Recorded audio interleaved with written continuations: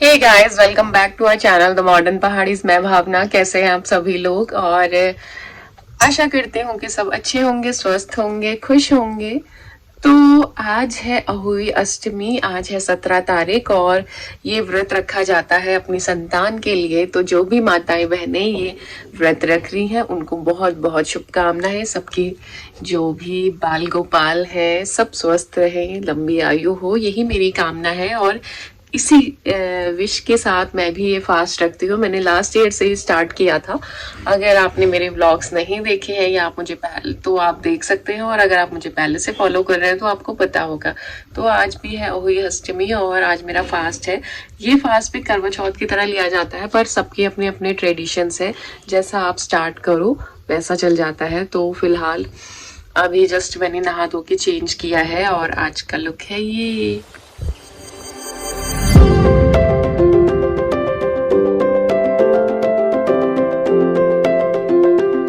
तो अभी तैयार व्यार होने का तो कोई वो नहीं है, मतलब टाइम नहीं है। अभी चलते हैं फटाफट से नीचे और ब्रेकफास्ट वगैरह मैं बना चुके हूँ सबका। और अब करते हैं उसके बाद पूजा। वैसे पूजा तो शाम को होती है, पर अभी जो मतलब थोड़ा दीप वगैरह जो जलाना है वो सब करते हैं। तो चलिए चलते हैं नीचे।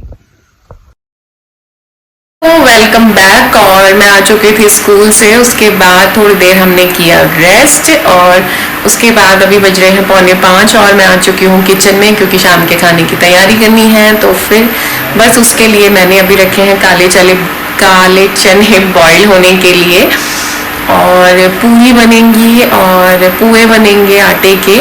तो आज अभी ये सब कुछ बनाना है, फिर चांदनी तारे आ जाएंगे तो उसके बाद फिर पूजा स्टार्ट होगी।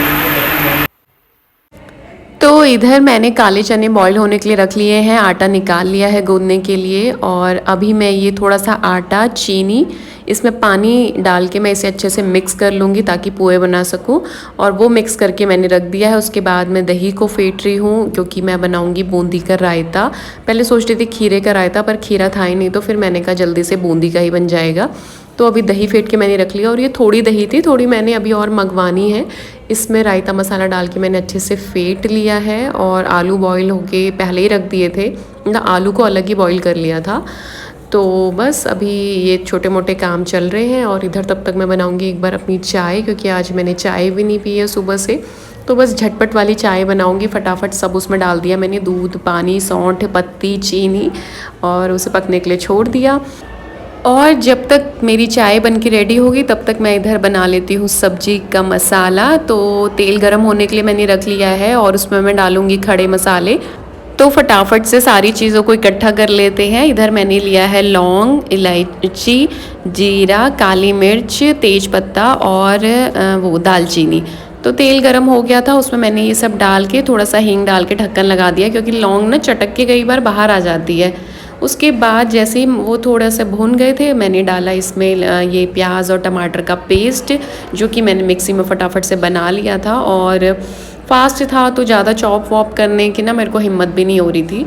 उसके बाद जब तक वो मसाला भुनेगा तब तक मैं इधर ड्राई जो मसाले होते हैं इनका पेस्ट बना लूँगी। तो इसमें ज़्यादा कुछ नहीं है, बस थोड़ा सा सब्जी मसाला डाला है और धनिया पाउडर मतलब।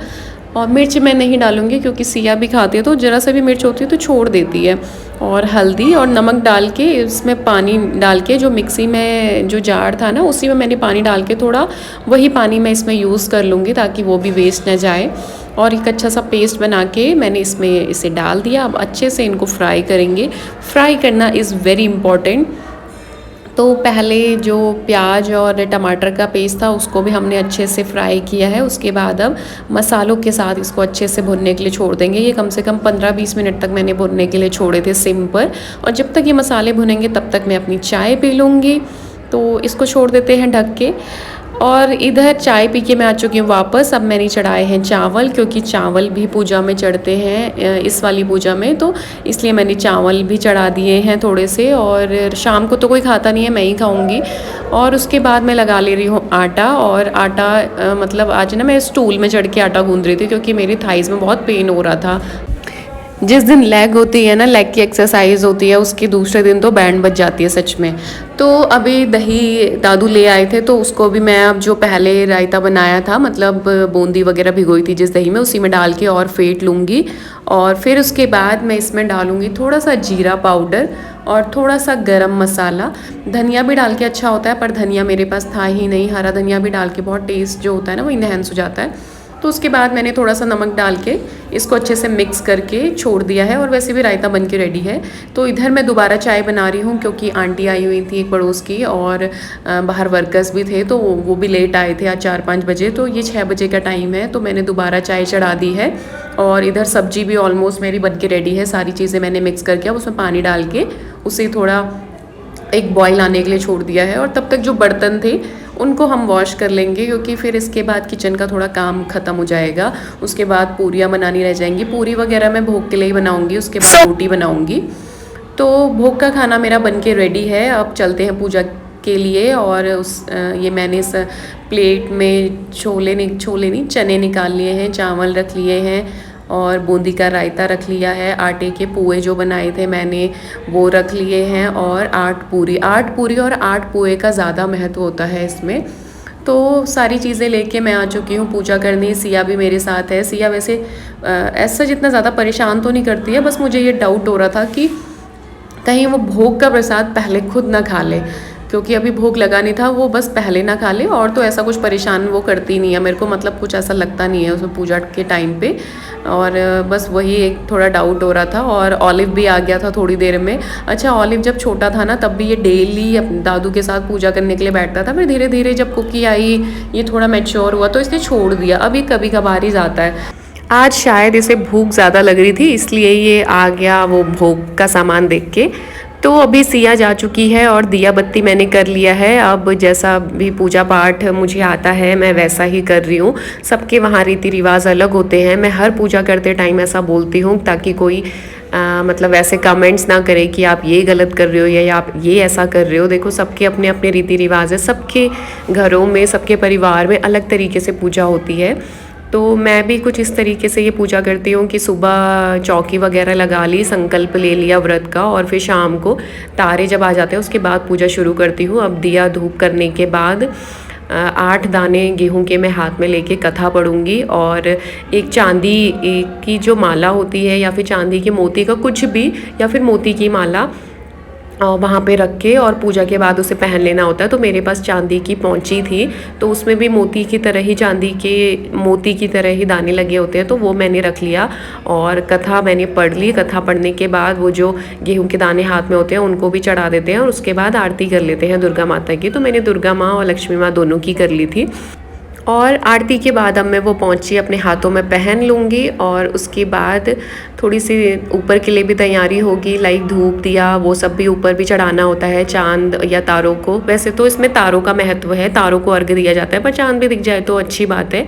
मैंने थोड़ा वेट करा, लेकिन चांद नहीं आया था, तो फिर मैंने पूजा शुरू कर दी, क्योंकि 8 सवा 8 हो चुका था ऑलरेडी। तो बस यहाँ पे भी दिया धूप करेंगे, आरती उतारेंगे तारों को देखते हुए, फिर उन्हें अर्घ देंगे, और फिर बस बच्चे की पूजा, बच्चों के अच्छे स्वास्थ्य के लिए आप मनोकामना कर सकते हैं। वैसे भी ये जो व्रत है ये बहुत फलदायी होता है। व्रत तो हर बहुत ज़्यादा फलदायी होता है अगर आप उसे पूरी श्रद्धा से करें तो बस इधर मैंने पहले टीका, चंदन, रोली जो भी होता है वो सब चढ़ाया, और उसके बाद अब मैं कर लेती हूँ आरती। तो तारे को देखते हुए मैंने आरती करी, और सिया भी बहुत खुश हो रही थी। उससे लग रहा था बस फटाफट से मम्मा आरती करके आरती के प्लेट मुझे दे दे, ताकि मैं भी कर पाऊँ। तो आरती होने के बाद मैंने सिया की भी आरती करी, और उसके बाद वो प्लेट उसी को दे दी, क्योंकि वो बहुत ज़्यादा ज़िद कर रही थी। उसके बाद मैंने कलश लिया, और चाँद नहीं, बार बार चाँद आ रहा है क्योंकि करवा चौथ का व्रत अभी निकला है ना, इसलिए। तो अब तारों को अर्घ दिया, और इसमें भी सिया ज़िद करने लगी कि अब ये प्लेट पकड़ो और मुझे वो लोटा दे दो, ताकि मैं भी कर सकूं करके। बट मैंने उसे नहीं दिया, क्योंकि मुझे पूजा कंप्लीट करनी थी। तो बस ये सब करने के बाद अब मैं भोग लगाऊंगी, और फिर बड़ों का आशीर्वाद लूँगी, फिर हम खाना खाएंगे। नहीं, उससे पहले अभी रोटी बनानी थी, तो बस रोटी बना के हम लोग खाएंगे खाना। और इसी के साथ इस व्लॉग को करते हैं एंड। आई होप कि आपको अच्छा लगा होगा।